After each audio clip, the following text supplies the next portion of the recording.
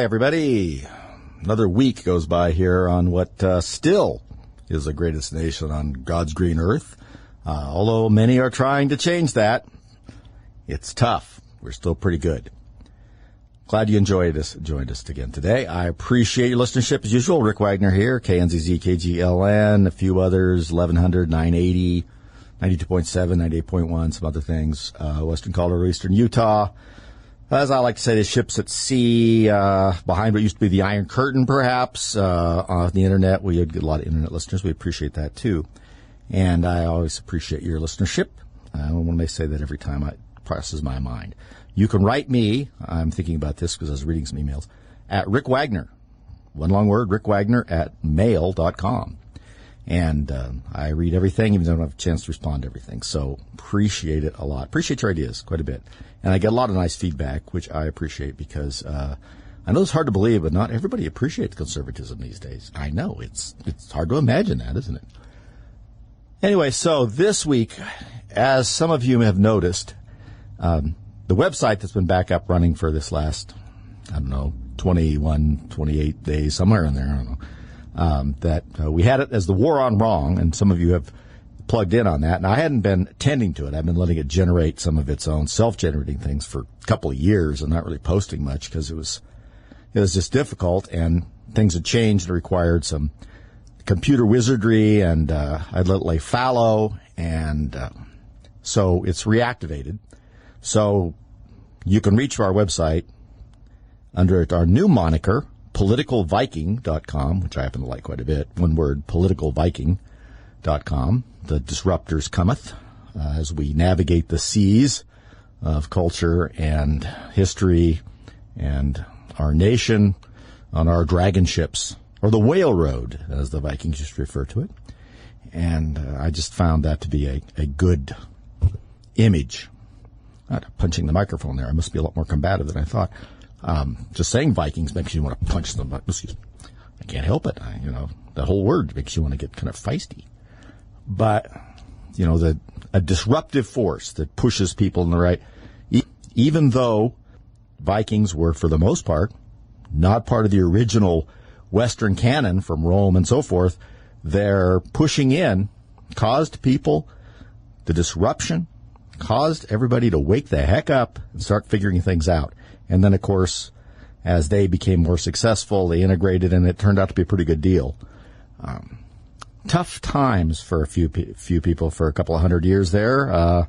People living in Paris weren't very happy to see the dragon ships sailing up the Seine, for instance. But, change is tough sometimes. But anyway, you can reach us at that, politicalviking.com, waronwrong.com, thewaronwrong.com. And I'm trying to get the message out a little bit. The website's getting pretty much up and running. A couple more things I want to do. And because we haven't publicized it at all in any other way except we talk about it on the radio. And we've gotten quite a few visitors. I don't have anything on there, by the way, that tracks you down. There's no hidden, I'm not Google, Facebook, Twitter, or any of those other things. I have a very, very primitive counter that sometimes shows me what stories people are reading, which is the most read and this is that. So it gives me some of the people are interested in, and that's about it. But I've been surprised the traffic we've been getting without doing anything. So thanks a lot. And what I've done, there is I've put up stories that I think are interesting in the center of it. On both sides, we have links that update throughout the day, really, to everything from the Daily Signal to Newsmax to PJ Media, Fox News, of course, all sorts of these. Washington Examiner, all of them update regularly up there on the sides. So you can go there. It's one-stop shopping, folks. Just go there and just keep scrolling down, and you can get a pretty good feel for everything in one spot. And I'm going to keep adding to it as well. I threw a few videos up there. There is a connection there to the weekly podcast of Victor Davis Hanson, who I know are tired of hearing about from me, but I just can't help it. And I got a little something with Jordan Peterson up there. I'm going to leave that for a while. The best of Jordan Peterson, just a few of his quick points. Some of them are pretty good. All of them are pretty good, actually. And some Douglas Murray, who I think is up there, and we'll leave him up for a while. But we'll change that stuff out periodically. And it's coming along really well.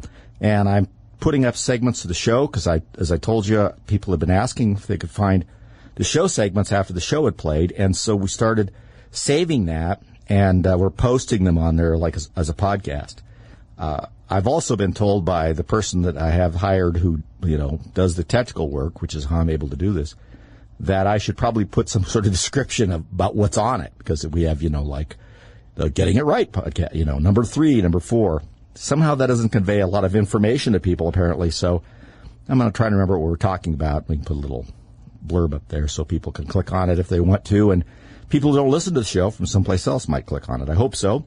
We're going to do a little YouTube channel, too. I feel like I have to do more. We've been doing the radio show for a long time, but I've got to do more. We're in a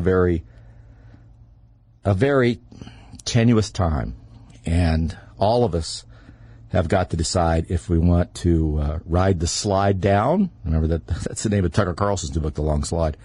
If we want to ride the slide down, or if we want to try and, maintain our position and perhaps climb higher. And I think that we can do the second. But I know that if we don't do the second, we're going to have the first. If we don't address what's going on in our country and move forward, and I hate the word reset. Hillary Clinton ruined that word for me. But to reinvent some of it. And that's another word that's getting ruined for me, because reinvent policing and this and that. But history, which is something we really, really are interested in here. History, economics, philosophy to some extent, all go into politics. Politics isn't just, deciding that, Chuck Schumer obviously can't speak without having someone write it out and putting it in front of him, or that Joe Biden is a Trojan doofus. There's much, much beyond that. And that is the idea that we have to have in our own minds very clearly what we expect.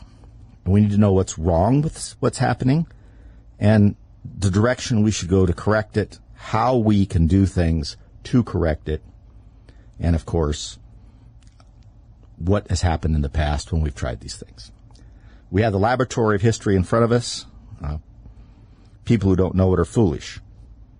Well, they're stupid. I don't want to use too nasty of a word, but it's stupid not to know your history. I mean, this is the textbook, the template, the map of what happens when you do things. And if you choose not to look at it, then I don't know what else to call you. And that's how we see the results of things.